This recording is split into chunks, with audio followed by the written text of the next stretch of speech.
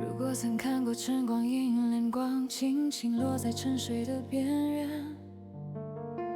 如果曾被微风轻抚，向谁温柔说着不必防备，